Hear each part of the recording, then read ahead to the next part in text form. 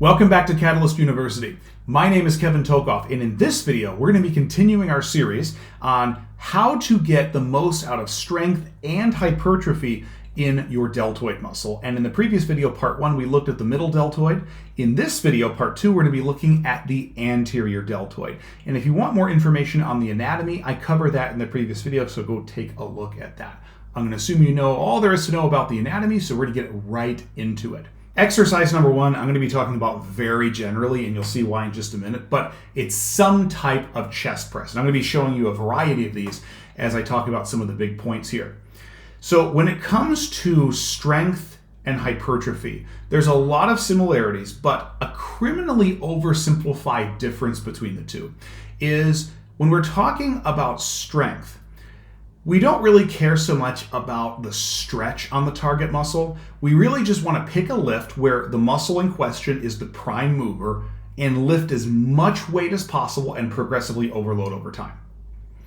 When we're talking about hypertrophy, in a lot of cases, we want a big stretch on the target muscle at the bottom of the eccentric, and it's a big bonus if that point of maximum stretch on the muscle also corresponds to peak tension. It doesn't have to, but we at least want that stretch on the muscle, and then we progressively overload over time.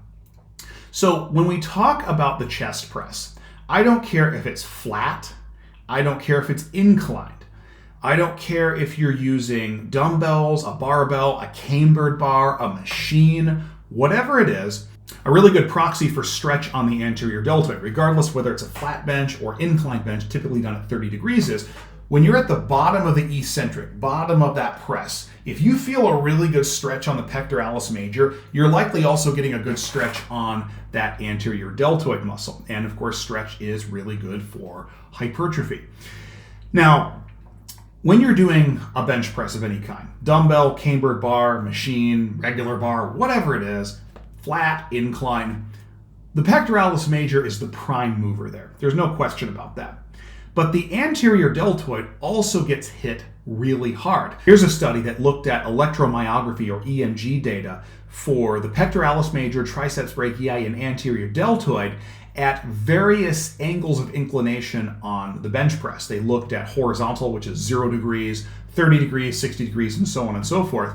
And what you can see is the anterior deltoid, which is listed as AD, gets pretty uniform activation no matter what the angle of inclination is. And when we're talking about a chest press, we're talking about 0 to 30 degrees, somewhere in that vicinity. Once you get beyond that, it becomes really more of a shoulder exercise because the pectoralis major activity really sharply drops off after that. But between 0 and 30 degrees, you're getting a lot of anterior deltoid already. It's not the prime mover, that's the pectoralis major, but it's still very heavily contributing to that movement, particularly at the shoulder. So when you go down into the depth of that press, you're getting a lot of stretch on that anterior deltoid.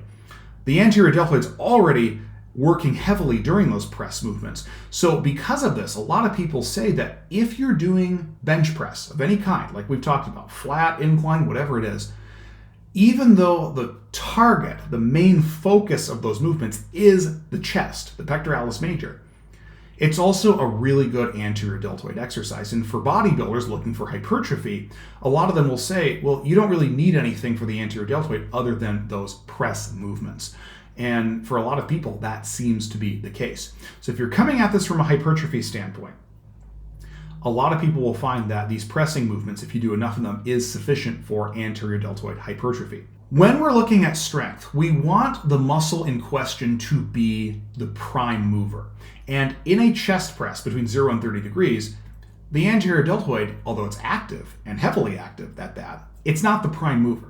So from a strength perspective, even though these will likely get your anterior deltoid stronger, there are better options out there.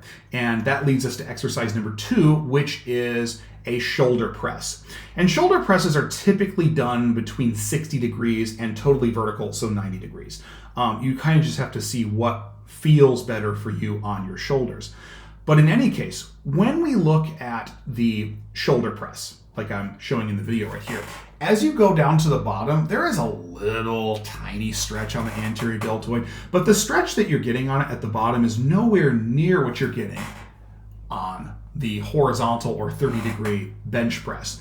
So because you're not getting a really big stretch on the anterior deltoid in a shoulder press, it's not really that good for hypertrophy. A lot of people in the science field there would say you don't need a shoulder press for the anterior deltoid for hypertrophy, okay? But for strength, shoulder presses are fantastic for getting the anterior deltoid stronger. Dumbbell presses are very good, like I'm showing here. You can also do a barbell press. And for anterior deltoid, we're going to get a little better bang for your buck when you do the shoulder press with a barbell in front of your head. Of course, you can do these behind the head, and they'll still get some anterior deltoid, but I would make an argument those are a little better for traps and for actual external rotation mobility at the shoulder.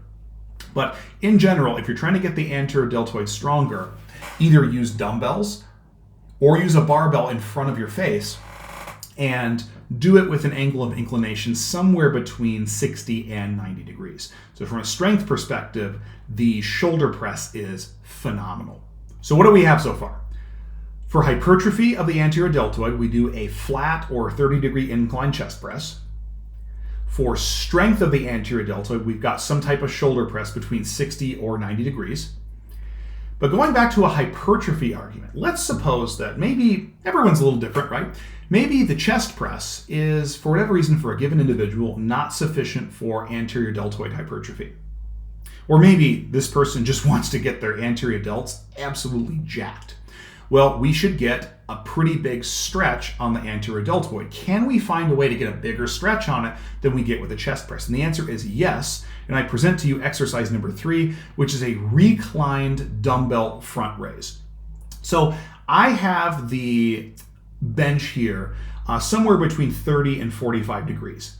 And I'm also using an overhand grip, and then I'm just doing front raises. So as I let my arms come down all the way, I'm getting a massive stretch on that anterior deltoid. I'm kind of giving a quick pause at the bottom and then bringing the arms straight up. Pretty simple exercise. The reason I'm doing an overhand grip is if I do an underhand grip and do the front raise, now I'm in a position where the biceps can contribute a lot more heavily to the movement. Remember, biceps are also shoulder flexors. And if we supinate the forearms, like this, they're going to contribute a lot more. If I pronate the forearm, so using an overhand grip, the biceps aren't going to contribute near as much to that.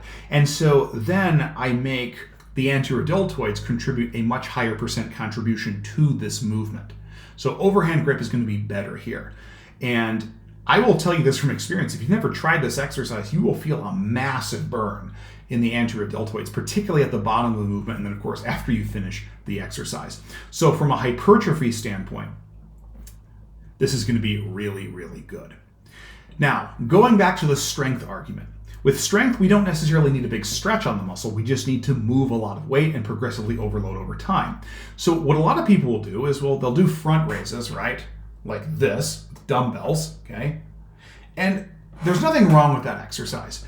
But I want to present to you maybe a little bit of a better alternative to that. Because when you're using dumbbells, there's always a little bit of that instability, right? Because you're holding two weights separately.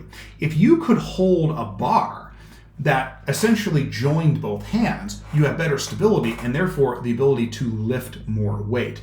So I present to you exercise number 4, the last one in this video, which is basically an easy bar curl. There's nothing wrong with using a regular barbell, but I find that the easy bar with that undulated grip just allows me to grip it a little better and get a little more comfy with the wrists and so forth, okay? Essentially, all I'm doing here is just doing front raises through full range of motion, but I'm doing so with an easy bar. And I think that what you'll find is that if you took the total weight between 2 dumbbells and what you could do maybe for 8 reps and maybe fail on the 8th rep, if you do the same weight on an easy bar overall, you're probably going to be able to go 1 or 2 more repetitions. Or in other words, if you only did 8 reps and failed on the 8th rep with the easy bar, you could do a little bit more weight. Meaning, you get more weight, you get more stimulus, and you get stronger a little bit faster. So I think if you can join the 2 hands by virtue of the bar, you get a little more bang for your buck than if you did this with free dumbbells, okay? So, Hopefully this video gave you a good idea of some exercises you can use for hypertrophy of the anterior deltoids and also just getting strength gains out of those. Please make sure to like this video, subscribe to my channel, hit that notification button for notifications for all videos in the future, and join us in the next video when we talk about the same things for the posterior deltoid.